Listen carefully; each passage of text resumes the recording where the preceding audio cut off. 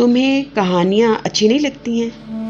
لیکن یہ ایک ایسی کہانی ہے جس نے کئی کہانیوں کو جنم دیا ہے، اور ایسی کہانیاں تو تاریخ کا حصہ بن جاتی ہیں۔ کیا کہا؟ تمہیں تاریخ سے دلچسپی نہیں ہے تو نہ صحیح، لیکن کہانی سے تو دلچسپی ہونی چاہیے۔ اور میں نے تو سنا ہے کہ جو کہانیوں سے دلچسپی نہیں رکھتا ہے اس کی کوئی کہانی نہیں ہوتی، وہ ہمیشہ فضاؤں میں معلق رہتا ہے، زمین سے اس کا کوئی رشتہ نہیں ہوتا، کیونکہ زمین کے ساتھ رشتہ کہانی سے بنتا ہے، اور زمین کی بھی ایک کہانی ہے۔ ارے تم کیوں چونک اٹھے؟ یہ تو حقیقت ہے، اور حقیقت یہ ہے کہ میں تمہیں کہانی سنانے والی ہوں، اور یہ کہانی بھی ایک عورت کی کہانی ہے، اور جب تک کہانی میں عورت نہ ہو بات نہیں بنتی۔ ہاں، تو میں کہہ رہی تھی کہ اس عورت کا زمین کے ساتھ بڑا گہرا تعلق تھا، وہ بڑی وفادار خاتون تھی۔ ایک دن عجیب بات ہوئی۔ بات کچھ اس طرح سے شروع ہوئی کہ دفتر سے واپسی پر وہ عورت بھول گئی، اسے محسوس ہوا کہ وہ جو وجود اٹھائے گھر جا رہی ہے وہ اس کا اپنا نہیں۔ پھر وہ یہ بوجھ کیوں اٹھائے پھرتی ہے؟ وہ بہت پریشان ہوئی، ادھر ادھر دیکھا، اس کے آس پاس اور بھی لوگ موجود تھے، مگر سب مطمئن تھے، اور ایسا لگ رہا تھا کہ سب کے اپنے اپنے وجود ہوں۔ تو پھر اس کا وجود کیوں پرایا ہو گیا تھا؟ ابھی چند لمحوں قبل تو یہ اس کا اپنا وجود تھا، اچانک یہ کیا ہو گیا؟ اس عورت نے ساتھ بیٹھی ہوئی عورت سے پوچھنا چاہا، لیکن اسے اپنے سوال پر خود ہی شرمندگی سی محسوس ہوئی۔ وہ کسی سے کیا پوچھے گی؟ وہ عورت اپنی تضحیک کے خوف سے چپ ہو کر رہ گئی۔ تم کہانی سن رہے ہو نا؟ اوہ، تم تو سو چکے ہو۔ تو گویا میں دیواروں سے باتیں کر رہی ہوں۔ میرا خیال ہے کہ جب کہانیاں سننے والے سونے لگ جائیں تو دیواروں کو ہی کہانیاں سنا دینی چاہیے، اس سے دل کا بوجھ ہلکا ہو جاتا ہے۔ تمہیں شاید یہ بات نہیں معلوم کہ سونے والے بھی کہانیوں کا حصہ بن جاتے ہیں۔ ہاں، تو میں کہہ رہی تھی، وہ عورت خود کو اپنے وجود میں تسلیم کر ہی نہیں پا رہی تھی۔ اگلے دن یہ بات اس نے اپنے گھر والے سے کہہ ڈالی۔ وہ بڑی دلچسپی سے بات سنتا رہا اور پھر بولا، تم دفتر سے کچھ دن کی چھٹی لے لو۔ میں چھٹی لے لوں؟ عورت حیران ہوئی۔ لیکن کیا مجھے اس طرح میرا تشخص، میرا وجود واپس مل جائے گا؟ وہ ادھیڑ بن میں مبتلا تھی۔ اسے محسوس ہوا کہ وہ مرد جسے وہ اپنے گھر والا کہتی رہی ہے وہ بھی اپنے وجود میں نہیں ہے، یا پھر وہ کہیں اور ہے اور گھر میں صرف اس کا وجود ہے۔ لیکن جب اس نے کبھی محسوس نہیں کیا کہ وہ اپنے مقام پر نہیں ہے تو وہ کیوں اتنا محسوس کرتی ہے؟ عورت نے خود سے سوال کیا۔ اس عورت نے اپنے ماضی کا احاطہ کیا۔ ہر انسان کی ایک تاریخ ہوتی ہے، وہ دور جو گزر گیا اس نے کیسے گزارا۔ لیکن تمہیں اس سے کیا؟ تم تو سو چکے ہو، اور ویسے بھی تمہیں تاریخ سے دلچسپی نہیں ہے۔ وہ عورت ایک زندہ دل خاتون تھی۔ اس وقت اس کا وجود کہیں گم نہیں ہوا تھا۔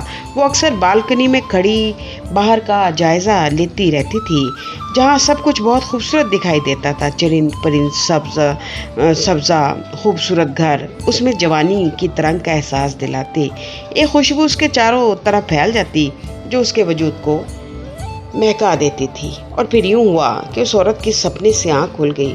اس نے آنکھیں ملتے ہوئے چاروں جانب دیکھا، جیسے ایک نوزائیدہ بچہ دنیا کو حیرت سے دیکھتا ہے۔ منظر بدل گیا۔ اس کے اطراف میں حقیقت بال کھولے کھڑی تھی۔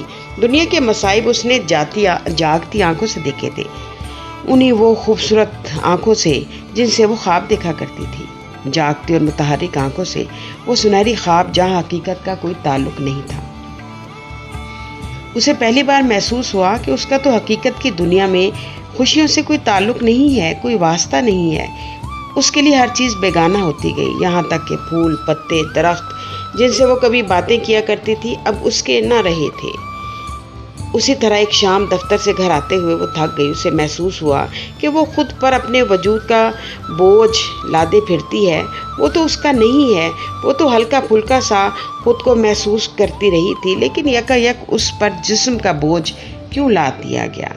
بات اسی تک رہ جاتی تو اچھا تھا، لیکن وہ عورت یہ بات اپنے گھر والے سے کہہ بیٹھی، جو کہ اسے ذہنی طور پر بیمار سمجھنے لگا۔ اور پھر ایک اچھے معالج سے علاج کروایا گیا، لیکن وہ یہ سمجھتی تھی کہ یہ معالج کے بس کی بات نہیں ہے۔ اسے اپنے وجود کے ساتھ سمجھوتا کرنا پڑے گا، کیونکہ ہر چیز کا وجود ہے اور اسے وجود کی قیمت ہر صورت میں ادا کرنی ہوتی ہے۔ دھرتی کا وجود انسان سے ہے۔ اس دھرتی نے اپنے سینے پر انسانوں کا وجود جھیلا ہے، کیونکہ یہی قانون فطرت ہے۔ اور جہاں تک بات انسانی وجود کی ہے تو اس تخلیق کار کا کارنامہ ہے۔ روح نے وجود اٹھانے سے انکار کر دیا، اسے اس اندھیری کوٹری میں مقید کر دیا گیا، لیکن کبھی بھی روح اور جسم میں مصالحت نہ ہو سکی۔ جسم ہوس کی طرف بڑھتا تو روح تازیانہ بن کر اٹھ کھڑی ہوتی، اور یوں وجود روح کو اپنا متی نہ کر سکا۔ تم سن رہے ہو نا؟ لیکن تم کیسے سن سکتے ہو؟ تم نے تو اپنے وجود کو گہری نیند سلا دیا ہے۔ تم تو خواب خرگوش کے مزے لے رہے ہو۔ تمہیں اس عورت کی کہانی سے کیا دلچسپی ہو سکتی ہے جس کا وجود اس کا نہیں رہا تھا، جس کا احساس مر چکا تھا، جس کے جذبے اور امنگیں دم توڑ چکی تھیں، جس کے لیے خوشی ایک سوال بن کر رہ گئی تھی۔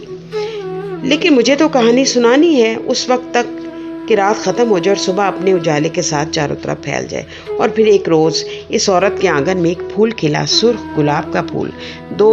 وہ عورت اس تخلیق کار کی تخلیق پر حیران رہ گئی۔ اس وقت اسے احساس ہوا کہ جب تک زندگی نئی زندگیوں کو جنم دیتی رہے گی، جذبے اور امنگیں ختم نہیں ہو سکتی۔ اس نے اس پھول کی نرمی کو اپنے ہاتھ سے محسوس کیا، اس کی نزاکت اور خوبصورتی اس کے دل میں اترتی چلی گئی۔ اسے محسوس ہوا کہ یہ ننھا سا پھول اس کے وجود کا حصہ ہے۔ یہ اسے پہلی بار احساس ہوا کہ اس کا بھی کائنات میں ایک وجود ہے۔ وہ اس ننھے پھول کو حیرانی سے دیکھ رہی تھی، جو سانسیں لے رہا تھا اور جو اسے بے جان وجود سے وجود کی طرف لایا تھا۔